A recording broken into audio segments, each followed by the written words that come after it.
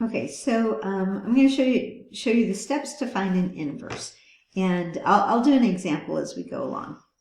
So there's 4 steps.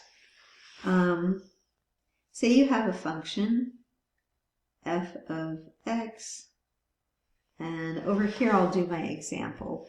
F of x equals 2x plus 3. I'm just going to keep it simple. Okay, so step 1, replace f of x with y. Okay, so that's pretty easy to do. You just take the notation and change it from function notation to y equals 2x plus 3. We've kind of done some of that in the past. Okay, step 2, now this is the big one. I'm going to put it in green. Switch x and y. So all the x's become y's, all the y's become x's. Now ours is fairly simple here. We only have one x and one y, but they switch places.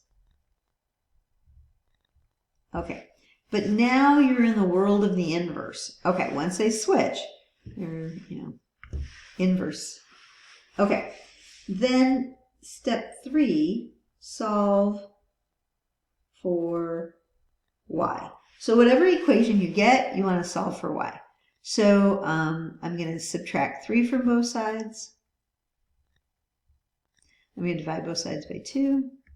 And I get x minus 3 over 2 equals y. Now, like I said in the last video, I'm going to have the y on the other side.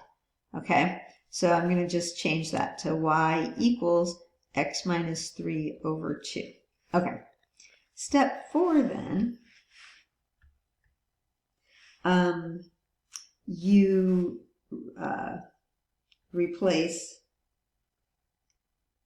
y with the inverse notation. So it's going to be written f inverse of x equals x minus 3 over 2. And if you want to see if it works, you could compose the inverse with the original function, and it'll turn out to be x. Okay, so let's look at these steps.